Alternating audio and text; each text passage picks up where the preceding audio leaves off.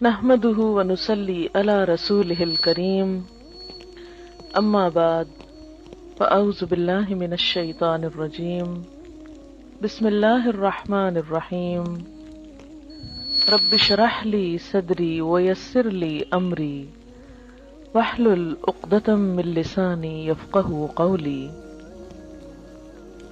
اللہ تعالیٰ کا لاکھ لاکھ شکر ہے جس نے ہمیں انسان بنایا، دنیا کی تمام نعمتیں ہمارے لیے پیدا کی، زمین و آسمان اور ان میں پائی جانے والی تمام چیزیں انسان کے لیے مسخر کی کہ انسان اپنی ضرورت کے مطابق ان چیزوں سے جیسے چاہے حدود کے اندر رہتے ہوئے فائدہ اٹھائے۔ پھر اس کا ہم پر بہت بڑا احسان ہے کہ اس نے ہمیں مسلمان بنایا۔ مسلمان اس شخص کو کہتے ہیں جو دین اسلام پر ہو، اور اسلام کا معنی ہے پیس، امن۔ گویا مسلمان وہ شخص ہوتا ہے جو پرامن ہوتا ہے، اندر سے پرسکون ہوتا ہے، لوگوں کے ساتھ پرامن ہوتا ہے۔ لوگوں کے ساتھ وہی شخص پرامن ہو سکتا ہے جو اندر سے پرسکون ہو۔ اگر کوئی شخص خود اندر سے بے چین ہو، غیر مطمئن ہو، غم، غصے، غضب کا شکار ہو، وہ شخص دوسروں کے ساتھ اچھا معاملہ نہیں کر سکتا۔ اسی طرح وہ شخص جو اندر سے بدنیت ہو، حسد کا شکار ہو، بدگمانی کا شکار ہو، برے جذبات کا شکار ہو، وہ شخص بھی دوسروں کے ساتھ اچھا برتاؤ نہیں کر سکتا۔ نبی اکرم صلی اللہ علیہ وسلم نے مسلمان کی تعریف یہ بتائی کہ المسلم من سلم المسلمون من لسانہ و یدہ۔ مسلمان وہ ہوتا ہے جس کے ہاتھ اور زبان سے دوسرے مسلمان سلامت رہیں، یعنی ان کو کوئی تکلیف نہ پہنچے۔ تو جیسا میں نے عرض کیا کہ دوسروں کو سلامتی وہی دے سکتا ہے جس کا اپنا دل سلیم ہو، سلامت ہو۔ دل کی سلامتی، دل کا اطمینان اور دل کا سکون اللہ کے ذکر میں ہے۔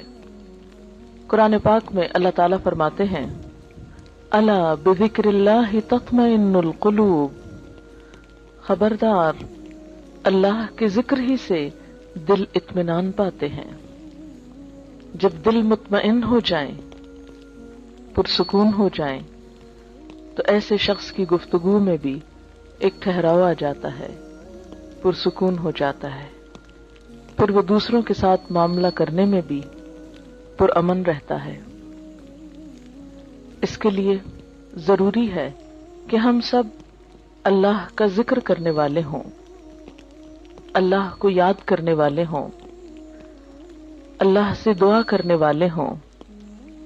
اسی وجہ سے آج کی اس شام چند دعاؤں کا انتخاب کیا گیا ہے جن کو ہم اگر اپنی زندگی کا حصہ بنا لیں تو لازمی طور پر ہمارا دل پرسکون ہو جائے گا، ہمارے حالات بہتر ہوں گے، اور یہ سب کچھ ہمیں دنیا میں بھی ایک اچھا انسان بننے میں مدد دے گا۔ اور دنیا میں اچھا انسان بننا اس لیے بھی ضروری ہے کہ یہ دنیا پرامن ہو، اور اس کے نتیجے میں ہماری آخرت پھر خوشحال ہو۔ ہم سب جنت کی خواہش رکھتے ہیں، ہم سب جنت کے امیدوار ہیں، جنت کے انتظار میں ہیں، لیکن یاد رہے کہ جنت پرامن لوگوں کی بستی ہے۔ جنت میں وہی جا سکتا ہے جو یہ ثابت کرے کہ میں ایک پرامن انسان ہوں۔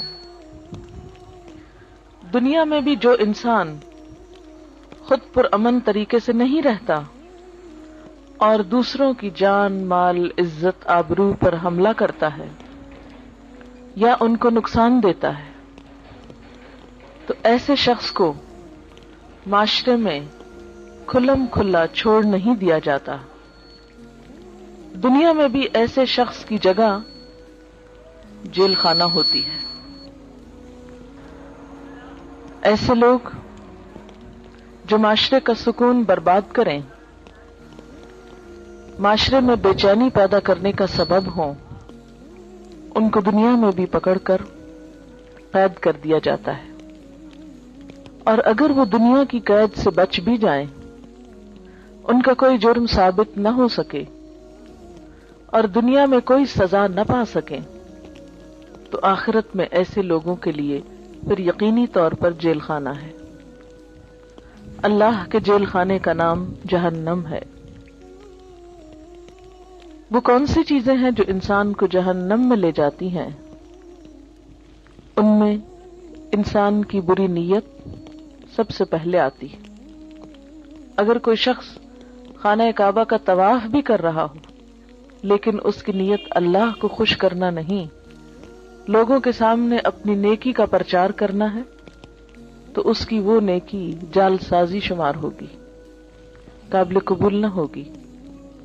اسی طرح دوسری چیز جو انسان کو اللہ تعالی کی نظر میں گراتی ہے وہ زبان کا غلط استعمال ہے. جھوٹ، چغلی، غیبت، دوسرے کو طعنہ دینا، یہ تمام چیزیں انسان کو اللہ تعالی کی نظر میں گرا دیتی ہیں.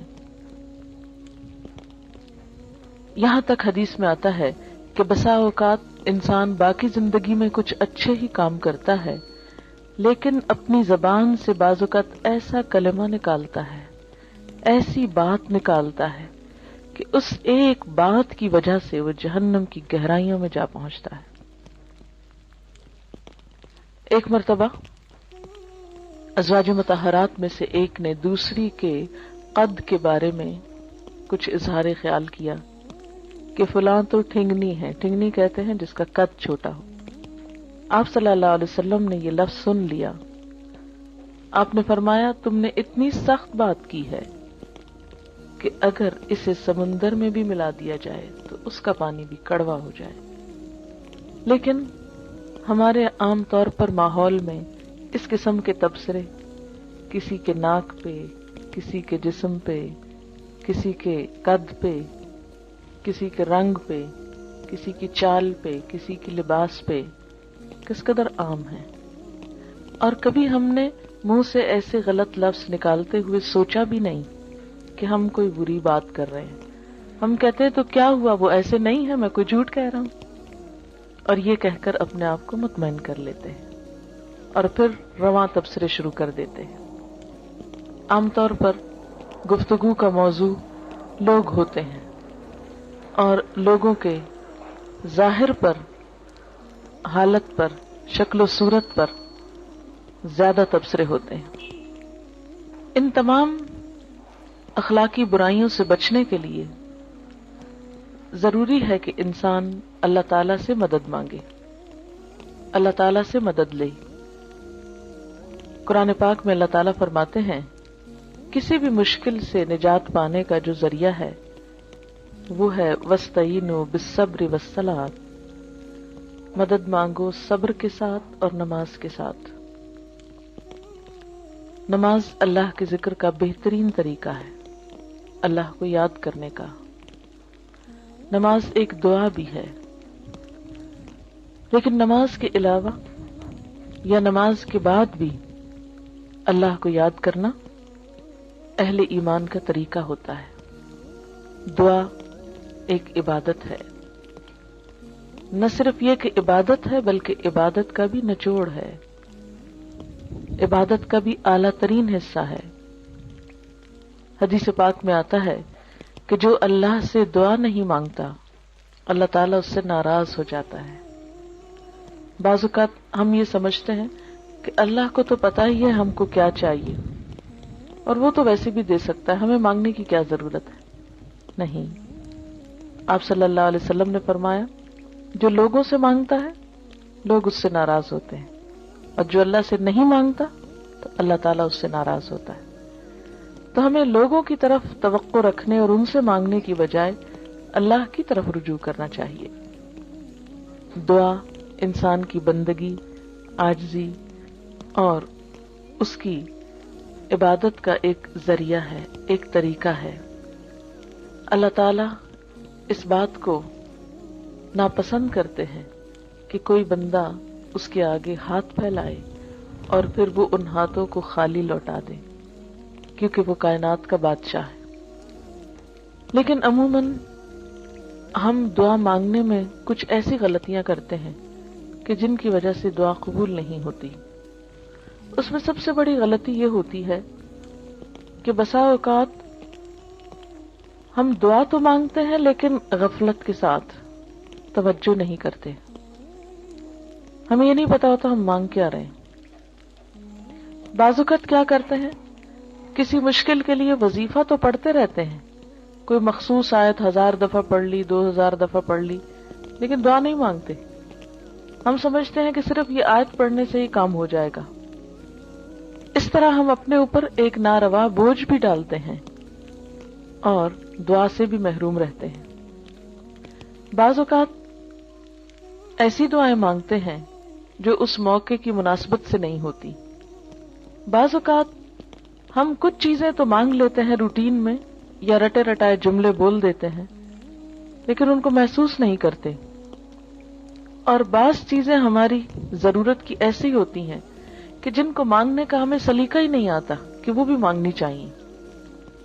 اس لیے وہ تمام چیزیں ہم مانگیں جو نبی صلی اللہ علیہ وسلم نے مانگی. وہ کیوں، کس لیے؟ اس لیے کہ آپ ہمارے لیے ایک بہترین نمونہ تھے. آپ کی دعائیں بھی قبول ہوئیں، آپ کے مانگنے کا طریقہ بھی ہم سے زیادہ بہتر تھا، اور آپ نے وہ تمام چیزیں مانگی جو مانگنی چاہیے اور جو ہمیں بھی اپنی زندگی میں مانگنی چاہیے. یہ زندگی ہمیں ایک دفعہ ملی ہے، اس زندگی کو ضائع ہونے سے بچا لینا چاہیے. دوسرا چانس نہیں ہے. اگر آج ہم نے اپنے وقت اور اپنی زندگی کی قدر نہ کی اور کچھ چیزوں سے محروم رہ کر دنیا سے چلے گئے تو یہ محرومیاں مستقل ہو سکتی ہیں. اس لیے عقل مند شخص وہی ہے جو اللہ سے مانگتا رہے. دعا انسان کی کوششوں میں ہونے والی کمی کو بھی پورا کر دیتی ہے. ایک شخص جو مانگتا رہتا ہے وہ اگر عمل میں کچھ کم بھی ہو تو دعا عمل میں آگے بڑھاتی ہے، اور اگر پھر بھی کمی رہ جائے تو اس کمی کو پورا کر دیتی ہے. ہماری کچھ دعائیں تو مانگی ہوئی فوراً پوری ہو جاتی، کچھ ایسے ہوتی ہیں کہ جو پوری نہیں ہوتی لیکن ان کے بدلے کوئی آنے والی مصیبت ٹل جاتی. آپ صلی اللہ علیہ وسلم نے فرمایا کہ ایک طرف سے دعا اٹھتی ہے اور دوسری طرف سے مصیبت آ رہی ہوتی، وہ دونوں آپس میں جھگڑنے لگتی ہیں. دعا مصیبت کو اوپر لے جاتی ہے کہ واپس جاؤ، اس بندے پہ نہیں آؤ، اور مصیبت اترنا چاہتی. پھر فرمایا جس میں زیادہ زور ہوتا ہے وہ دوسرے کو دبا لیتی. اگر دعا میں طاقت ہے، دعا میں قوت ہے، شوق ہے تو وہ مصیبت کو واپس لے جائے گی. اور اسی طرح اگر دعا پھیکی ہے، ڈھیلی ڈھالی ہے، یا مانگی نہیں یا پوری نہیں تو پھر مصیبت آ جاتی ہے. تو دعا کا ایک فائدہ کیا ہے؟ بسا اوقات وہی چیز مل جاتی جو ہم مانگ رہے ہوتے ہیں. بعض اوقات وہ تو نہیں ملتی، وہ جا رہی ہوتی ہے لیکن راستے میں وہ ایک آنے والی مصیبت کو واپس لے جاتی. مثلا انسان پہ کوئی بیماری آنے والی ہوتی اور انسان کو نہیں خبر کہ اس کے ساتھ یہ ہونے والا ہے. انسان کچھ اور مانگ رہا ہوتا ہے، مال مانگ رہا ہوتا ہے، اولاد مانگ رہا ہوتا ہے، گھر مانگ رہا ہوتا ہے، یا جو ہماری عام روزمرہ زندگی میں مانگنے کی چیزیں. اب اس کو وہ تو نہیں ملتا جو وہ مانگ رہا ہے، لیکن وہ مصیبت ٹل جاتی ہے جو آنے والی تھی، کیونکہ اگر وہ آ جاتی تو یہ مانگی ہوئی چیز ملنے کے باوجود وہ اس کی خوشی نہ دیکھ سکتا.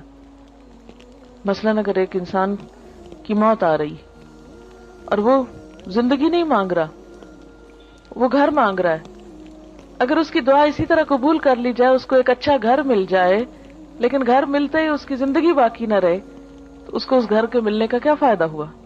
کوئی فائدہ نہیں، کیونکہ وہ تو زندہ ہی نہ رہا۔ اس لیے اللہ تعالیٰ کو زیادہ بہتر طور پہ پتا ہوتا ہے کہ اس وقت ہماری ضرورت زندگی ہے یا گھر ہے، مثلا یا صحت ہے یا اولاد ہے۔ بعض اوقات انسان اولاد کی دعا کرتا ہے، بیٹے کی دعا کرتا ہے، جو ہمارے معاشرے میں عام طور پر ہے، لیکن اللہ تعالیٰ وہ نہیں دیتا، اس کے بدلے میں کچھ اور دے دیتا ہے جو اس سے زیادہ انسان کی ضرورت ہوتا ہے۔